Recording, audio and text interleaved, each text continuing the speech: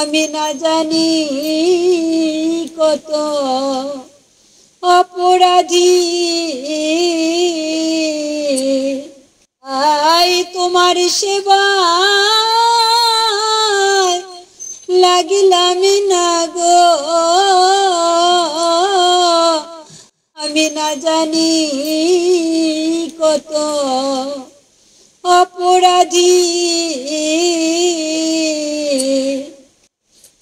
আমি এই হাত দিয়ে আর তোমার চরণ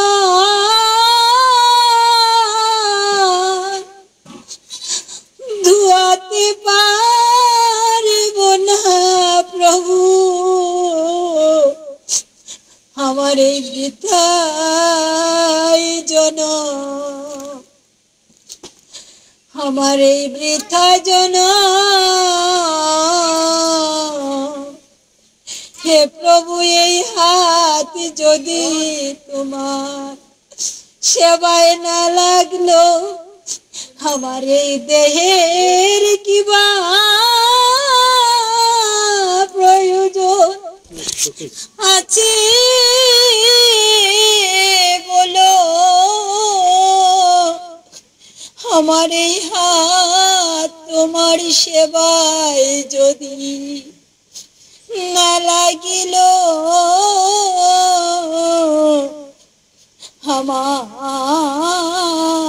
আমায় ক্ষমা করো, ক্ষমা করো প্রভু। আমার জনমে জনমে অপরাধী প্রভু, একবার ক্ষমা করো, ক্ষমা করো প্রভু।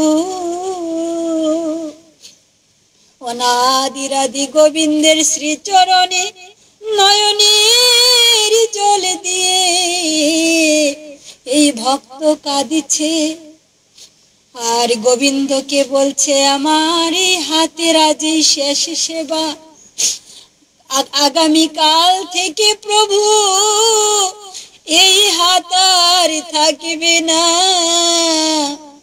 হে প্রভু আমার তাতেও দুঃখ নেই, কিন্তু আমি যে তোমার সেবায় আর দিতে পারব না। এই বলে ভক্ত কাঁদছে, আর ভক্তের দুঃখ বলার একটাই জায়গা মা, সেই গোবিন্দের চরণ। ভক্তের তো আপন বলতে আর কেউ হয় না, তাই গোবিন্দকে বলছে প্রভু হে গোবিন্দ, আমি বিনা দোষে আজ দোষী হলাম, আমায় দুঃখ দিয়ে যদি প্রভু সুখে পাও তুমি, প্রভু তাতে আমি সুখী প্রভু। এই বলে কাঁদছে। পরদিন রাজা কি করলো, তার হাত কেটে দিল, কাটা হাত নিয়ে বসে আছে।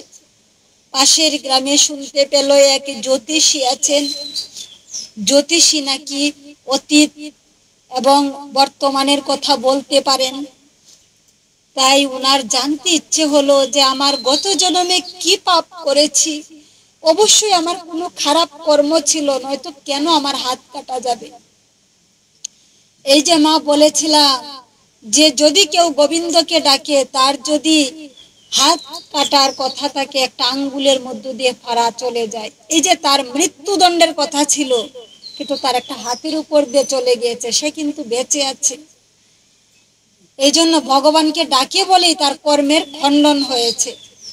জ্যোতিষের কাছে যখন গেল, সেই জ্যোতিষীর বাড়িতে উনি যখন প্রবেশ করলেন, উনি এমন এক চিত্র দেখতে পেলেন মা, জ্যোতিষীর বউ অনর্গল বকা দিচ্ছে জ্যোতিষীকে। মানে এমন, যাকে বলে না যে কিছু স্ত্রীলোক আছে অনেক বলে যে কঠোর খল প্রজাতির মতো, এরকম খারাপ ভাষা দিয়ে তার স্বামীকে গালমন্দ করছে, মানে রাগে বকাবকি করছে। জ্যোতিষী, তুমি জ্যোতিষী হয়েছ, মানুষের হাত দেখো, তোমার মতো জ্যোতিষী আর নাই। দেখেন কেউ যদি ভক্ত হয় তাকে তার পরিবারেও কেউ কেউ গঞ্জনা করে। এরকম পরিস্থিতি হয়েছে সেই জ্যোতিষীর। সে গঞ্জনা শুনছে, কিন্তু জ্যোতিষী মনের কষ্টে সে চুপ করে আছে। তখন এই সাধু বাবা গিয়ে বলল, আমি কার কাছে এলাম? আমার তো একটা হাত নেই, কিন্তু আমাকে তো কেউ এভাবে মুখে যন্ত্রণা দিচ্ছে না। জ্যোতিষীর তো বড় যন্ত্রণা, পূজাতে বসে শান্তি নাই, খেতে বসে শান্তি নাই, সব সময় তার স্ত্রীর যন্ত্রণা, অত্যাচার, এর তো দুর্বিষহ জীবন। এর চেয়ে তো গোবিন্দ আমি ভালো আছি, আমার তো এরকম অত্যাচার নেই, আমার এই হাতের কষ্ট, কিন্তু উনার তো সব দিকেই কষ্ট। তখন উনি কি করলেন, জ্যোতিষীকে বললেন যে আমি আপনার কাছে এসেছি একটা প্রশ্ন করার জন্য। আপনি নাকি অতীত এবং বর্তমান বলতে পারেন, আমাকে দেখে একটু বলে দিন তো, আমি কি এমন পাপ করেছি যার জন্য আজকে আমার এত কষ্ট, আমার এই হাত কাটা গেল। আর আপনি কেন একজন জ্যোতিষী হয়ে আপনার কর্ম খণ্ডন করতে পারছেন না? আপনার স্ত্রী প্রতিদিন আপনাকে এরকম কষ্ট দিচ্ছে, কিন্তু আপনি কিছু বলছেন না। তখন জ্যোতিষী হাসলেন আর বললেন, সাধু বাবা, আমি এই ঘটনা জানি বিধায় আমি চুপ করে আছি। এগুলা সবই আমার কর্মফল। আমি গত জন্মে এরকম কর্ম করে এসেছি, এই জন্মে ভোগ করছি, আর এই জন্মে আমি যা করছি আগামী জন্মে ভোগ করব। তখন সাধু বাবা বলল, আমাকে একটু খুলে বলুন তো কি এমন কর্ম? তখন বললেন, বাবা তাহলে শুনুন, আগে আপনার ঘটনা বলি। গত জন্মেও আপনি একজন সাধু ছিলেন, পরম ভক্ত ছিলেন, আপনি কখনো মিথ্যা কথা বলতেন না। কিন্তু একদিন ওই যে রাজকুমারী, ওই রাজকুমারী ছিল গত জন্মে একটি গাভী, একটি গরু ছিল। আর যে রাজকুমার, সে গত জন্মে ছিল একটা কসাই, অর্থাৎ সে গরুর মাংস কাটত। তো একদিন জবাই করতে গিয়ে গরু তার হাত থেকে ছুটে দৌড়ে পালিয়ে যায়। কসাই পিছন থেকে দৌড়াচ্ছে, পথে আপনার সাথে দেখা। তখন প্রশ্ন করলো, আপনি সাধু মানুষ, মিথ্যা বলবেন না। বলছে, গরুটাকে এদিকে যেতে দেখেছেন? আপনি চিন্তা করলেন এখন তো মিথ্যা বলাও পাপ, আর ওইদিকে আমি যদি গরুটাকে বলি যে গরুটাকে আনবে, মারবে, তাহলে আমি মুখে আর কিছু বলবো না, আমি ইশারায় দেখিয়ে দিই, আমার দুটা কথাই রক্ষা হবে। উনি কি করলেন, যে আপনি এই ডান হাত দিয়ে দেখিয়ে দিলেন গরু এদিকে গিয়েছে, আর সেই কর্মফলে আজকে আপনার ডান হাত কাটা গেল। আর ওই যে কসাই ছিল সেই রাজকুমার, সেই রাজকুমারকে, আর গাভী ছিল রাজকুমারী, রাজকুমারী হয়ে জন্ম নিয়েছে সেই গরু, আর কসাই জন্ম নিয়েছে রাজকুমার হয়ে। আজকে সেই গাভীর হাতেই সে তলোয়ারের আঘাতে মারা গেল। অর্থাৎ কর্মফল ভোগ করতে হবে। আজকে তুমি কাউকে কাটছো, আগামী জন্মে সে তোমাকে কাটবে। এটাই নিয়ম, এটাই পৃথিবীর বাস্তবতা। তখন বললেন, তখন সাধু বাবা বলল, বাবা আমার আর কোনো প্রশ্ন নেই, আমার বোঝা হয়ে গেছে। তার মানে কর্মফল তো আমার ভোগ করতে হবে। আমি গত জন্মে পাপ করেছিলাম, আমি যদি দেখিয়ে না দিতাম, উনি তো গিয়ে গাভীটাকে পেত না, এবং উনি গাভীটাকে জবাই করতো না। আর আজ সেই গাভী হত্যা করলো তার স্বামীকে, আবার সেই ইশারার জন্য আমি মাঝখানে সাক্ষী হয়ে রইলাম এবং আমার হাত কাটা গেল। এই জন্মেও আমি সেই আবার সাক্ষী। তাহলে বলুন তো আপনার কেন এই অবস্থা? তখন বলল, আমার কথা শুনবেন। আমি গত জন্মে ছিলাম একটা কাক, আর আমার স্ত্রীকে দেখতে পাচ্ছেন, সে গত জন্মে ছিল একটা গাধা। গাধা হয়ে জন্ম ছিল। সে অনেক বোঝা বইতো, বোঝা বইতে বইতে তার পিঠে একটা ঘা হয়ে গিয়েছিল। দেখবেন গরুর কিন্তু পিঠে ঘা হয়ে যায়, আর গরুর পিঠে যখন ঘা হয়, কাক কিন্তু সেখানে ঠুকরা। তো গাধাটা নাকি সারা দিন বোঝা বওয়ার পরে সে কি করতো, বোঝা টানার পরে ক্লান্ত হয়ে একটা গাছের নিচে গিয়ে বসতো। আর এই যে কাক, জ্যোতিষ বলছিল যে আমি যে কাক হয়েছিলাম, আমি সেই গাছের ডালে থাকতাম। যখন গাধাটা বসতো তার ঘাটা থেকে আমি ঠুকরাতাম, গাধাটার এই ঘায়ের থেকে রক্ত ঝরতো আর কষ্টে গাধাটা দৌড়াতো, আমি তার পিছনে দৌড়াতাম, দৌড়ে গিয়ে তার পিঠে বসে আবার ঠুকরাইতাম। আমি ঠুকরাইতে ঠুকরাইতে তার পিঠটাতে একটা বড় ঘা আরো বাড়িয়ে দিলাম। ঘা যখন বেড়ে গেল আমারও খেতে ভালো লাগলো।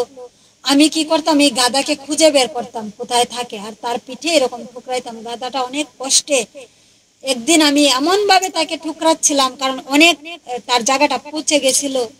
গাধা আমার ঠুকর ঠুকর সহ্য করতে না পেরে একটা নদীতে গিয়ে ঝাঁপ দিল। যখন নদীতে ঝাঁপ দিল, আমি তো কাক, তখন তো তার পিঠ পচা, আমার ঠুট আটকে গিয়েছিল তার পিঠে হাড়ের ভিতর। তখন আমি আর উঠতে পারছিলাম না, আমরা দুইজনেই নদীর জলে ডুবে মারা যায়। গীতায় স্পষ্ট লেখা আছে, মৃত্যুকালে যে যে ভাব নিয়ে মারা যায় পরবর্তী জীবনে সে সেই জীবন পায়। এই জন্য এরা দুইজন, একজন আরেকজনকে ঠুকরানো, দুইজন একসাথে মৃত্যুবরণ করেছে বিদায় পরবর্তী জন্মে স্বামী স্ত্রী হয়ে ওরা পৃথিবীতে এসেছে। কিন্তু ভগবান বলেছে তুমি তাকে ঠুকরিয়ে ঠুকরিয়ে তার জীবন শেষ করেছো, এই জন্মে সে তোমাকে মুখ দিয়ে ঠুকরাবে, মুখের কথা দিয়ে, যা তোমার এই সারা জীবন ভোগ করতে হবে, যে যন্ত্রণা ভোগ করতে হবে। বলছে তখন জ্যোতিষী বলতেছে আমি তো তার পিঠে ঠুকরেছিলাম, আর এই জন্মে আমার বিয়ের পর থেকে সে আমাকে কটু কথা, তিক্ত কথা, অত্যাচার করে করে সে আমাকে প্রতিনিয়ত সেই ঠুকরানোর প্রতিশোধ নিচ্ছে। এটা হলো আমার কর্মফল। আমি গত জন্মে তাকে ঠুকরিয়েছিলাম ঠুট দিয়ে, এবার সেও আমাকে ঠুট দিয়ে ঠুকরাচ্ছে, তাই আমার এটা মেনে নিতে হবে। আর এই ঠুকরানোর মধ্যে থেকে আমি গোবিন্দকে ডাকছি যেন আগামী জন্মটা ভালো পায়, আর যেন এরকম ভুল না হয়। আর তার ঠুকরানি সহ্য করলেই তো আমার কর্মফল কাটা যাবে।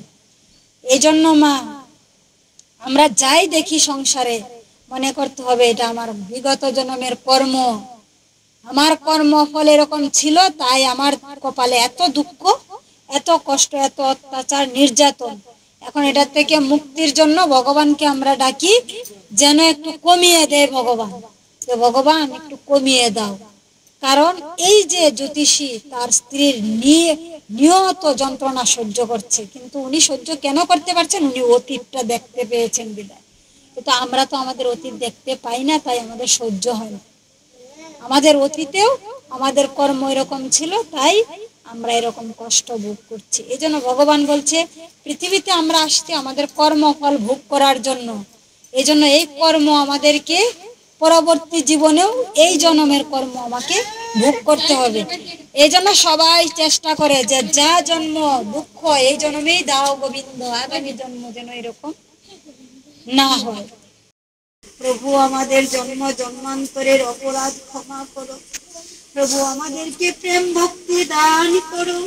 হে অনাদিরাদি গোবিন্দ আমার, তোমার যে ভক্ত আজ এই ভাগবত পাঠের আয়োজন করলো, হে প্রভু তুমি তাদেরকে প্রেম ভক্তি দান করো, সকল বিপদ থেকে রক্ষা করো, সর্বদা তাদের পাশে থেকো, অন্তিমে তাদের সঙ্গী হইও প্রভু, প্রেম ভক্তি দান করো প্রভু। হে অনাদিরাদি গোবিন্দ আমার, আমরা এই সকল ভক্তরা তোমার চরণে আত্মসমর্পণ করলাম, তুমি আমাদেরকে গ্রহণ করো, আমাদের সকল পাপ থেকে দূরে রেখো প্রভু, পৃথিবীর সকল প্রাণীর কল্যাণ করো, মঙ্গল করো। জয় জয় রাধা কৃষ্ণ জগৎ বন্ধু সুন্দর প্রেমানন্দে।